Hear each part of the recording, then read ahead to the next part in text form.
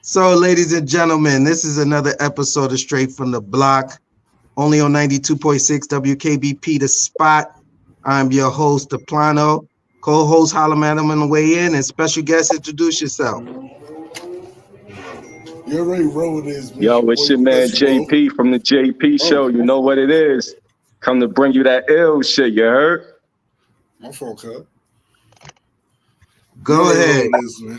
You already rolled this, man. It's your boy Questro, a.k.a. Crip Bayless. Stop playing me, you heard? Aston Martin, you already know Mr. Martin. We ready, straight from the blizzard. Let's get it. Yeah, hey, Ferg in the building. Let's go. Let's go. We got a full, my brother. Yeah, what's going on, bro? Same old, you heard? Yeah, and welcome to our special guest. Welcome. Yes. Yeah, everybody, welcome, you. JP. I appreciate you. I'm glad to be here. Hey, JP, don't come on here with your shit. Yo, I'm about to pop off, you heard?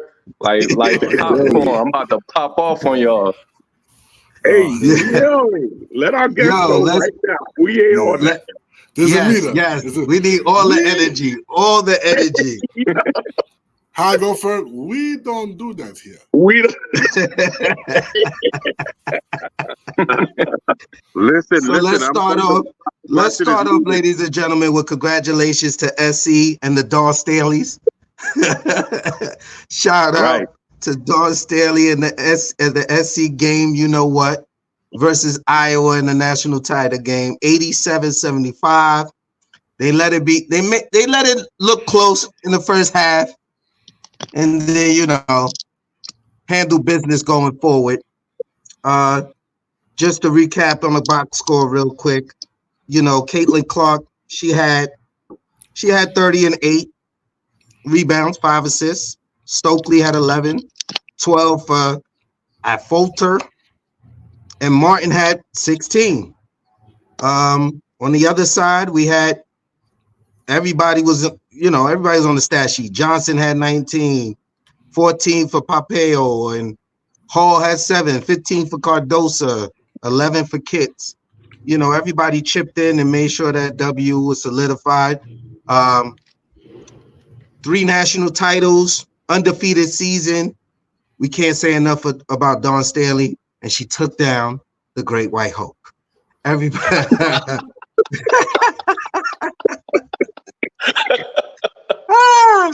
And the Great White Hope.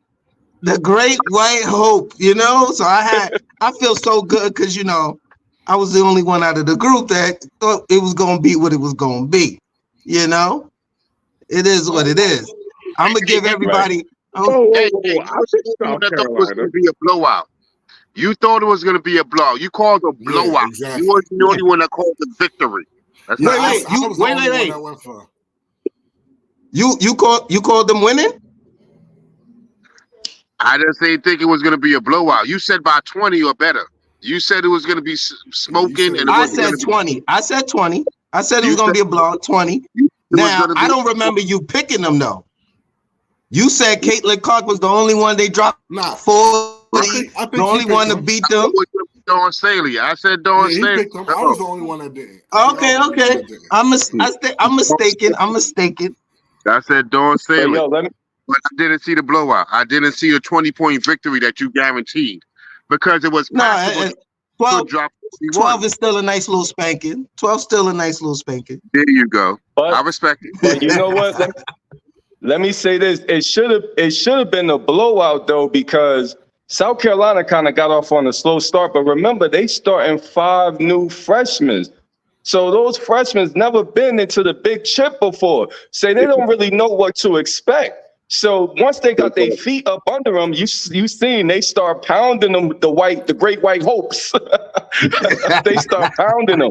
But to me, it should have been like a 20 or more blowout because they shouldn't have been in the game at all. Well, technically speaking, South Carolina the past three games have gotten off to a slow start, and they always come out in the second half and then blow out their opponent. That's what they've been doing. They start in the third quarter. You got to credit Coach Staley with that because a lot of times the opposing coaches, they got problems making adjustments to her adjustment. And what I liked in the second half, Cardozo she was getting all the back-breaking plays, the offensive rebound putbacks, the tough rebounds. Like, she was mauling them down in the paint, man. And you saw the adjustment that South Carolina made was it became a more physical game in the second half. And that really took the help. Iowa's help is what got taken out in that second half. Caitlin Clark still did her thing, but everybody else got shut down big time in the second half. I hate when people like, oh, they freshmen. If you can hoop, you can hoop. Man. I don't care if you fresh, senior, junior. So if you can hoop, you can hoop. The chip is just another game, just with more shit on the line. You go to the chip. I don't know how many chips y'all been in, but I've been in a few. The chip is just another game. It's just a little bit more pressure, but you coming in with this, you hooping. So I'm not gonna give them no extra joint. I'm not mad. Like, I'm not mad either way. Like, Dawn's my boo. I didn't mind that. How you pick against this boo? Because honestly, I don't know. I just felt like exact words, but she looked like Shorty around the way. How you pick her? How you pick her? Yeah, that's my boo. I had a crush on Dawn Staley from a long time, but I just figured the way I seen it playing out was the cards were gonna fall in Caitlin's favor. Like, just for her to have like the perfect season. She didn't win no chip last year. She got shut down. She's obviously, regardless of all the other people, she's obviously the best player in college basketball, right? So It was just like it would have been. You know what I mean? Like, it just felt like the cards would align for her to finish her last, you know what I'm saying, collegiate game with a chip. That's all. It was not like I was on some, oh, no, like, I'm glad SC won. I just thought it was going to happen the other way. Well, I'm glad it didn't. I'm glad it didn't. I'm glad it ended the way that it did. I'm going to stick here for a moment because JP hit us up sidebar on another group chat, and he mentioned something that I think. Deplano, can I say something before we moved over to that? No, we staying on the same subject. Oh, you want to speak about something about the game? Cardozo real quick. Yeah, go ahead. Yo, Cardozo is my baby. Oh my gosh. Yo, I love this girl, man. First of all, she's a beast. She is a fucking monster in the paint. And I don't know if y'all seen today, they show her with her little outfit on, like a little pink little outfit. She cute. Yo, Shorty is, oh my God. What is she, like 6'7"? 6'7". The legs. Oh my gosh. I'm like, Cardozo. I'm about to go to South Carolina next week, so I'm gonna show up on campus. I'm showing up on campus. Hey, listen, you only miss the shots you don't take. It's the Kobe year. Kobe year means shoot it. It's 24. Shoot it. Shoot that. I don't care if you shoot from the parking lot. Shoot it. I'm not mad at that. I'm not mad at that at all. Shoot your motherfucking shot, JP. Yo, go for it. Cardozo is bad, yo. Everybody was talking about Angel Reese the last 2 years, but for me, Cardozo, I'm for real. But see, the thing is I just got put onto Cardozo this year, so I didn't really see much about her. But she's nice. I ain't gonna lie. She didn't get much burn all last year, probably because everybody, all the seniors and stuff, probably. So, to move on to the next topic within the topic, JP brought up something interesting that I thought would be nice for us to share and see, gives everybody an opinion on. So Calipari just left. He's going to Arkansas to coach. And JP mentioned it would be crazy if Dawn Staley went and coached the dudes, right? Went and coached dudes, right? And won a national championship. Now, we have men that do coach the ladies. Do you think Dawn Staley could coach a guys basketball team in college and have success? I'll let y'all go around. start with K because I saw K smirk his face. I want to hear what he has to say. First things first, I appreciate what Dawn Staley is doing for South Carolina because for SC because she said it, like if SC can be mentioned in the same sentence as the UConns and as the Tennessee, if she can be mentioned in the same sentence as the Pat Summits and as the Gino Oramas, like, you know what I'm saying, then that's what it is, because SC is not a predominantly white school like these schools are. Like, let's just keep it all the way a stack. You know what I'm saying? So if Dawn Staley, who is the highest paid female coach ever, can go to a predominantly black school with SC and make it and put it inside the same sentence as a Tennessee Pat Summit, as a UConn, you know what I'm saying, Gino Ormarama, as far as female basketball, as far as excellency. Not as far as anything negative, but as far as excellency in its purest form, undefeated and championship to add to that. Like, you know what I'm saying? The double stack with the facts on top of that. You know what I'm talking about? Like nothing missing. She did it with a bunch of freshmen and a bunch of people that she should have done it with. So you got to give the credit to the coaches. It's like she's at the peak of women's basketball in college right now, as far as predominantly. It's like she's like the Deion Sanders right now. When we put prime time as far as what he did with Colorado and what he's doing is as far as men in college football, going to anywhere and making it predominant, is what is kind of Dawn Staley took that to another level, because she already went to SC and brought them to the level of a UConn and a Tennessee. You know what I'm talking about?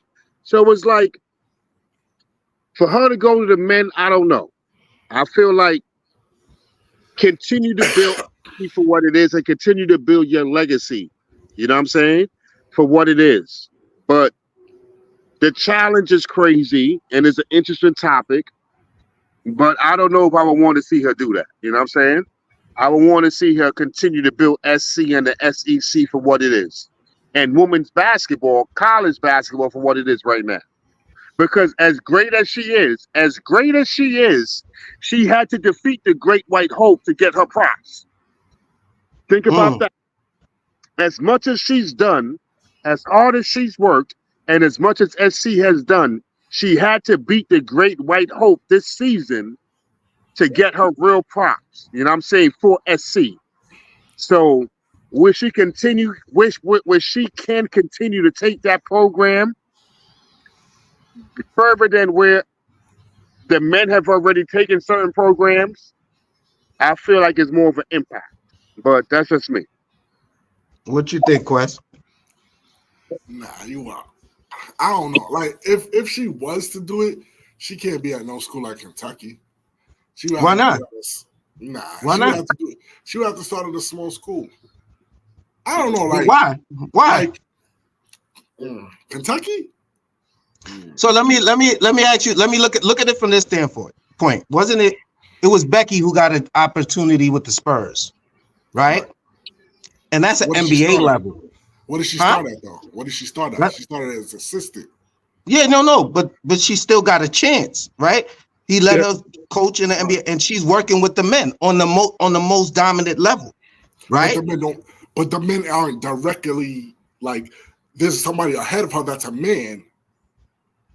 The direct coach to the men is a man. You get what I'm saying? Like, I don't know if, especially these younger generation males, can go with a female, giving them the, you know what I'm saying? Like, no, I get what you're saying, but there was a moment in the NBA where Pop sat out and let her coach.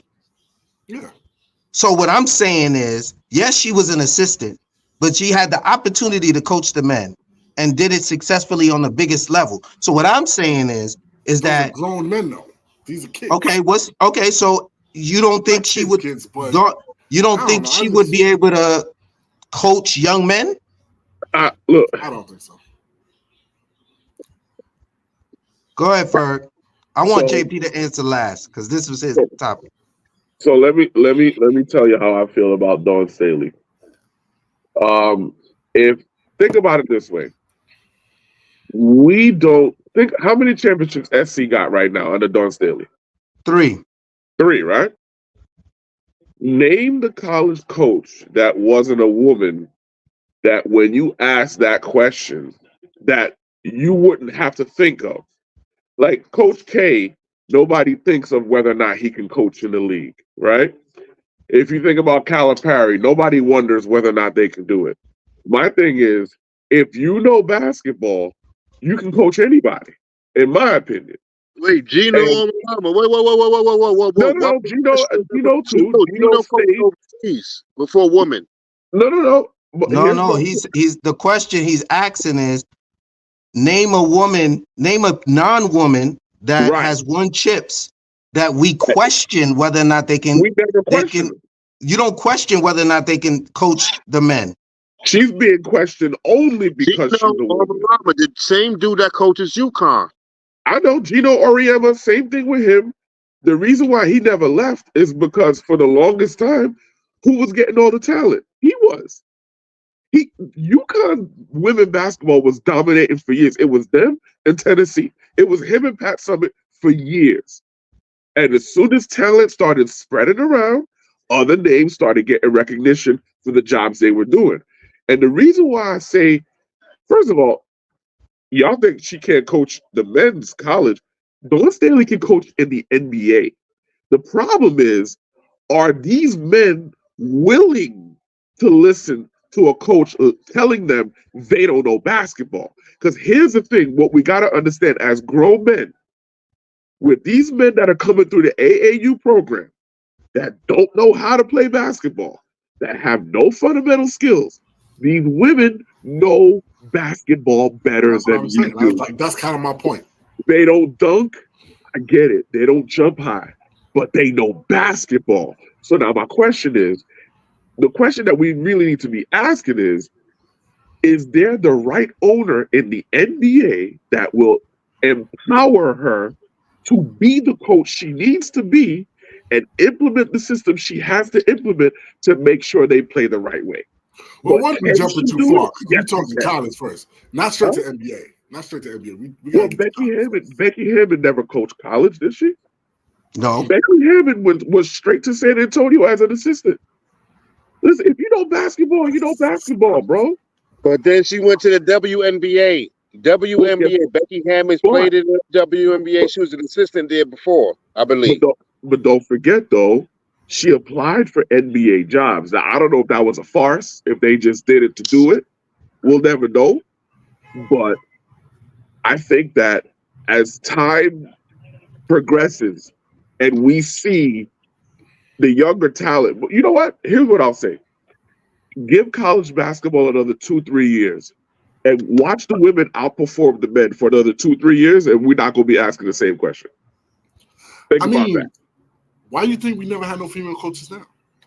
Like, Well, I think just want to throw a little tidbit out there. The Hornets are interviewing a woman for a head coaching job. Yes, I saw that. Lindsay Harding.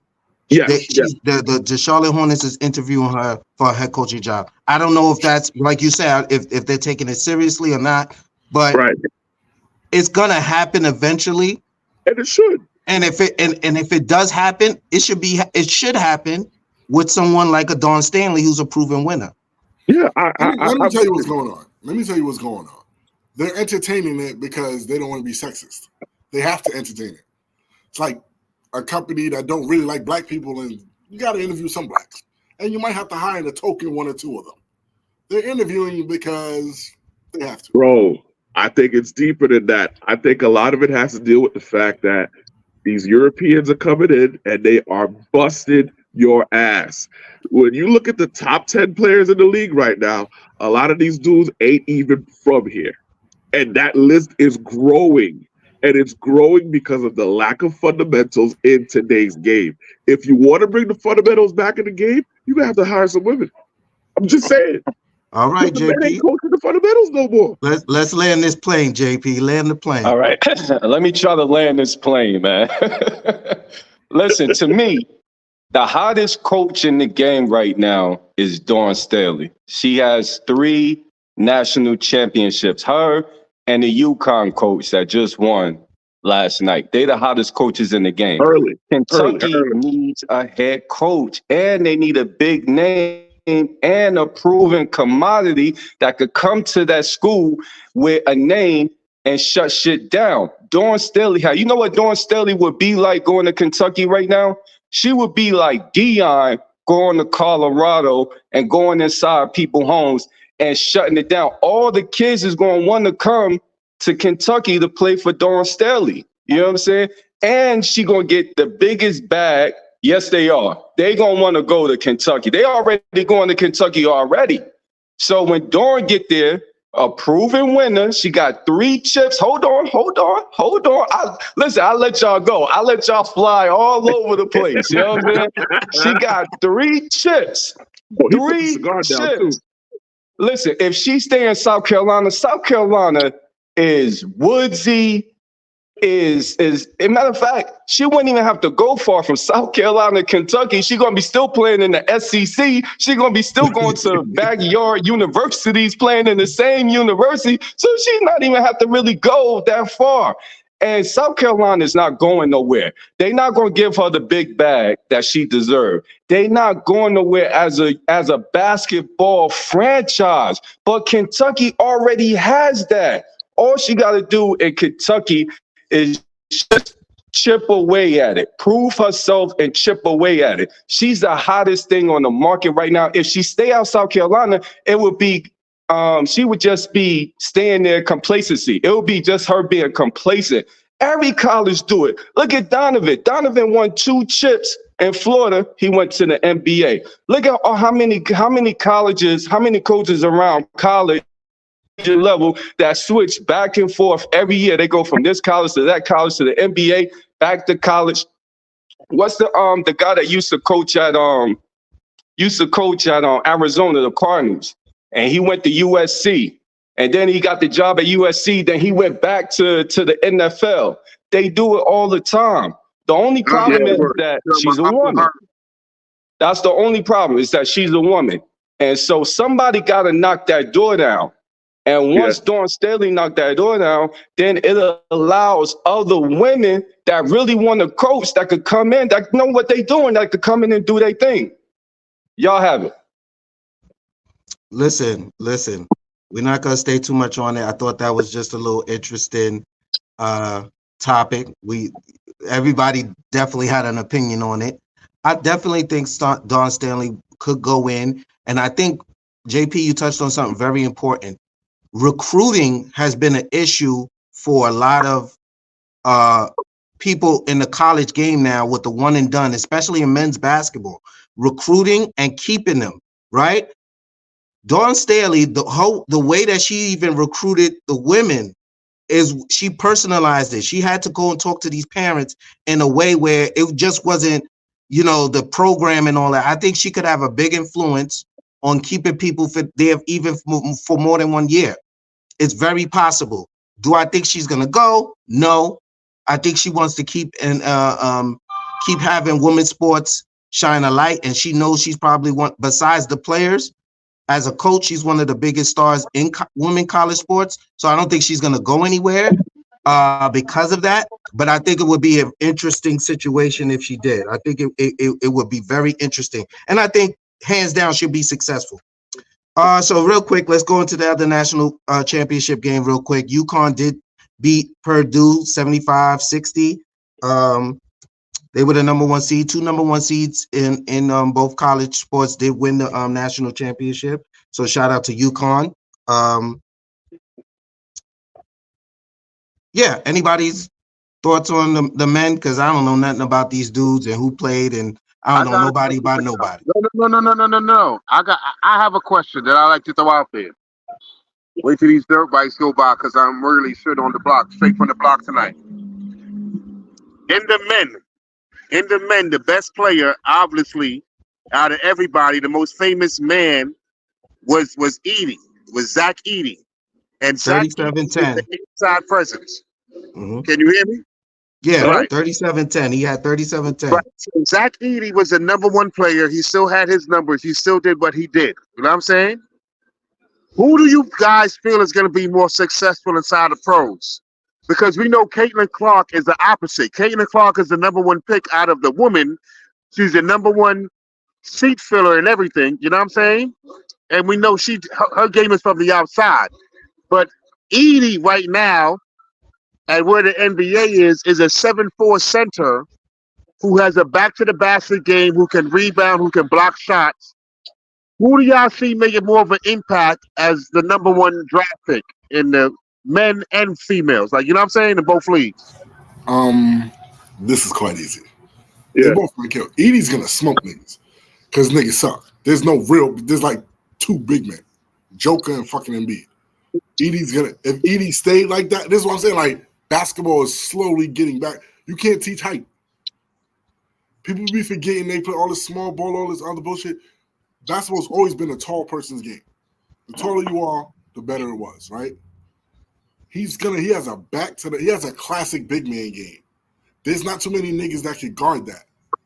Because niggas these days, these centers these days are basically small forwards with extra height. He's gonna smoke niggas. And he get a little bit more. He already a little. I think Eady and I think Caitlin Clark, both of them are going to be bums. They both going to be trash. And I think Eady, the problem with him is that he does have a traditional game, but the NBA is about big man shooting. He doesn't come out to the floor and shoot. So, and on top of that, he's going to have to go against this kid from San Antonio every year. And he got to go against that kid from OKC every year. And Jokic and Embiid. Nah, I don't really see him making a big difference. Now, Caitlin is going to get bodied in the WNBA. I'm sorry. Caitlin is going to get – they waiting on her. They already said it. They said, we waiting on you. Come to the NBA with that bullshit. You know what I'm saying? So I don't really think both of them are going to make a real impact. And to be honest with you, in the WNBA, I haven't really heard of a player since maybe like Candace Parker or Diana Taurasi going to the WNBA and doing the same thing that they did in the WNBA in the college level and doing it in the WNBA. I haven't really heard too many players like, no, don't get me wrong. There's been players that went from college to the WNBA and had good careers, but I'm about like balling like they was on the collegiate level. Candace Parker went from the collegiate level to the WNBA and balled out of her mind. Diana Taurasi. Maya Moore. No, Maya Moore too. Maya Moore. I give Maya Moore. Maya Moore was a beast. Maya Moore. Brianna Stewart. We could go on and on. Any big name WNBA player came out of college and was doing their thing. Okay, 90% of them. Shamika Holesclaw. We could go on and on. Yeah, there's a lot of names. The Plano. Do you know how many collegiate level ballers come out of college and go to the WNBA? And you just name it to me like 5 or 6 players. I'm talking about stars. If they were stars in college, Sue Bird, Brianna Stewart, Diana Taurasi, Shamika Holesclaw, Maya Moore, we could go on. I'm just saying if they were stars in college, bro. Candace Parker. If you was a star in college, most of them came out and were stars in the WNBA. To me personally, some of those players that you named didn't really hold the fire in the WNBA. To me, the way they did in college. I give Candace Parker. Candace Parker balled out of her mind. You know what I'm saying? Diana Taurasi is still balling out of her mind. But some of them other players, I don't really give them that. They okay. They team players, they do their thing, but I don't really give them that. I just think that Caitlin Clark, she's going to go to WNBA, and they waiting on her, and you ain't going to hear from her like that no more. But we'll see. Here's what I would tell you. Here's what I would say to that. That's the league's fault. Because if there's one thing the NBA knows not to mess with is when a star is anointed, you make sure that that star is presented. You market that star. And I think a lot of what the WNBA does is a kid could come out of college sizzling and they find a way to dampen that star. And the reason why I say that is because look at how all the rule changes were made in the NBA when they realized dudes couldn't shoot. They made it easier for the offense, right? They found a way to create more stars, right?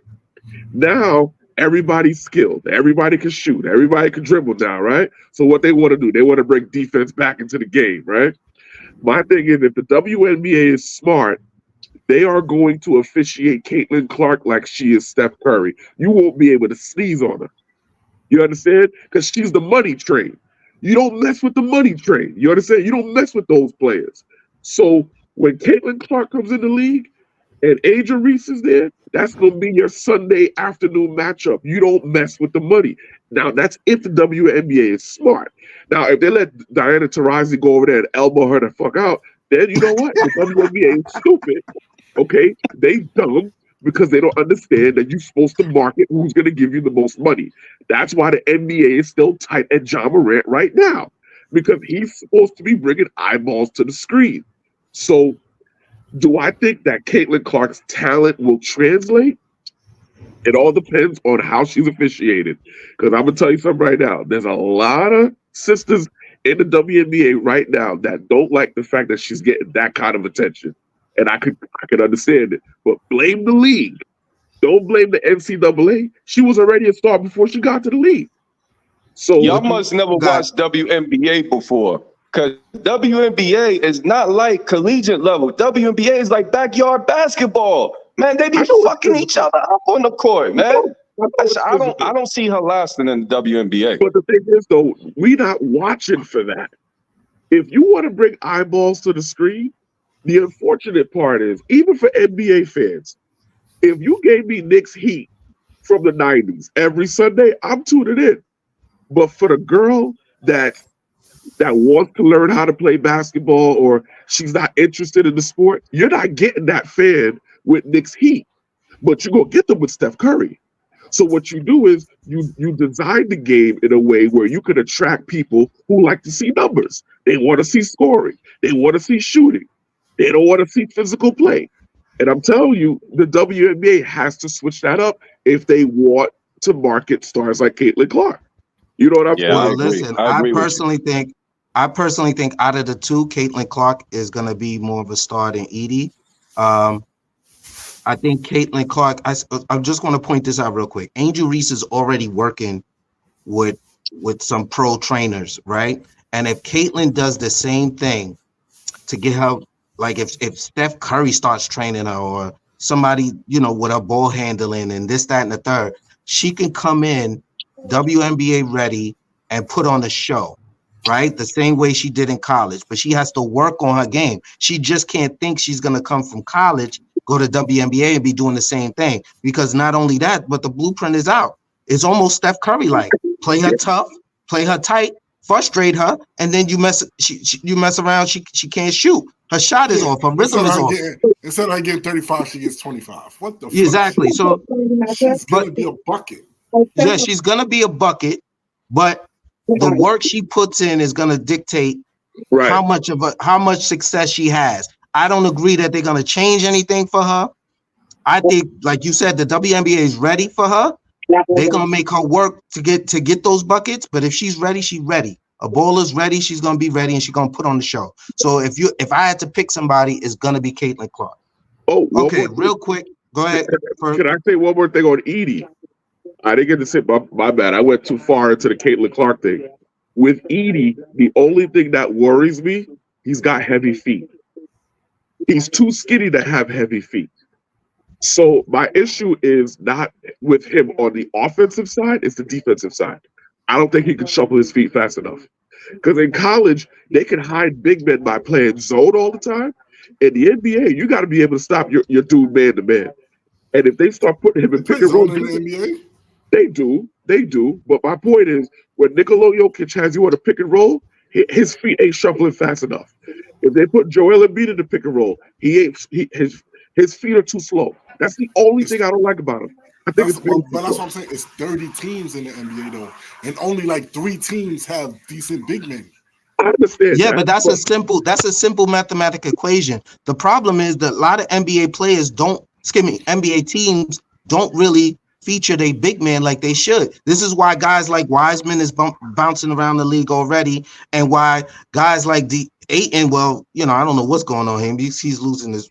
He been playing well, then he's injured. He did it to himself. Phoenix tried to give him that. I listen. I'm just saying he's still not a featured never guy. developed his game. Wiseman never developed his game, so don't use him as an example. Wiseman's not the one. If you want to get, I'm just saying he's nicer than one. Even Drummond. I'm just using this example. That's a good example. But that's because Drummond did it to himself too, because he been trying to work on the offensive game. Even if you can't shoot the 3 or whatever, you don't have no move. You don't have a move that's going to guarantee a bucket in them. I played big man my whole life. Like, you got to have a move or two. Right. You got to have a move or two. Even if you can't shoot, you got to have a move. Hey, I'm just going to say this real quick, right? I was watching First Take today. I'm not going to take credit for anything that's not personally and respectfully from me, genetically, you know what I'm saying? And Stephen A. Smith said it today. He said, listen, if OKC had an Andre Drummond, they would be different. Right now, going into the playoffs and into the NBA playoff season, we know that Tech Holmgren is a little bit light in the pants. You know what I'm saying? If they had a nigga who could just create more offensive possessions by getting rebounds with his girth, pause, you know what I'm saying? They would be different. You know what I'm saying? Chill, no diddy. I agree. I agree with that. Drummond should be in the league. Drummond should be in the league. I don't know why Drummond. I don't know if he's in the league or not, but he's on Chicago. Hold up. OKC is not the only team. Tonight. Golden State, the same thing. You know what I'm saying? If Golden State Warriors had an Andre Drummond, DeMarcus Cousins type of big man who's just gonna throw his body around but make high basketball IQ plays on both ends of the floor, you know what I'm saying? So somebody like Eady, who's young and active and athletic and can block shots. He's not a bum. He's getting 2 or 3 block shots a game. You know what I'm saying? He just can't shoot. He can't shoot right now. You know what I'm saying? So he's not spreading the floor. But on the right team and the right organization and around the right players, he can make a difference. You know what I'm saying? As a fundamental piece, he can make a difference. That's all I wanted to say. Okay, so listen real quick, because we taking up enough time. We're gonna do a quick blind reaction, and then we got to get into the NBA playoffs, as Kay has brought it up with certain teams like OKC. So quick blind reaction in regards to college. Okay, pick which one of these teams beats the others out of all of them. Okay, so you got to pay attention to the screen real quick. These are all collegiate teams. All-time Duke. This is an all-time Duke squad, right? That's beastie. UCLA. We got Kentucky. Wait, was Kareem on the UCLA team? No, it's more today players. No, it's not great as all time. This is just a squad. Just look at the squad. Okay, I'm about to say. All right, you got Texas. You got Kansas. Kansas the weakest one too. Damn, they did Michigan dirty. That's my team. I mean, that's better than some of the others though. All right, so who we going with? Who was the first team you put up? Who was the first team? The first one looked like the best one, but let's put the first one back up. I'm going Duke. My bad. I'm going Duke. Who's Kentucky's? You ain't even put up. Let me see Kentucky. The Kentucky. Hold on. Kentucky is this: Booker, Jamal Murray, AD, Julius Randle, and John Wall. Why you didn't put Cat? You should have put Cat. If you would have put Cat in there, I would have went. I didn't make this, JP. My bad. Okay. There's mad ACLs in that picture, man. Wait, we're not talking with injuries. Damn, Ferd. ACLs. He said it's mad ACLs. Chill. That's crazy not to have a UNC team. Hey, I ain't put it together, bro. I'm just this is Word, just it's about one it. seed. So we go. Is it down to Kentucky? Is it down to Duke? And if I got to pick, it's gonna be Duke. Like the skill set out of Duke. Yeah, it's Duke. It got It's Kyrie, Duke. Tatum, and Bi. I'm not I'll even tell you looking one at thing. Zion and what's his name there. The Kansas team will get the most technical fouls. The UCLA Kansas ain't a team. bad team. Yeah, that's UCLA probably technical the best fouls right there. team. The UCLA team is probably the best defensive one almost. Yes, I'll give you that. But the Duke team, they're gonna run you off the court, man. That's crazy. Yeah, I having think to guard Kyrie, Bi, and Jason Tatum, and then you got Zion and Bagley. Just Yo, that's a lot. guess what? They got Jay Williams, Grant Hill, and Leitner on the bench. That's crazy. Yo, Jay Williams was a beast in college. Oh, Oh my yes, God. he was a beast. Yeah, he was. The Oh truth. my gosh.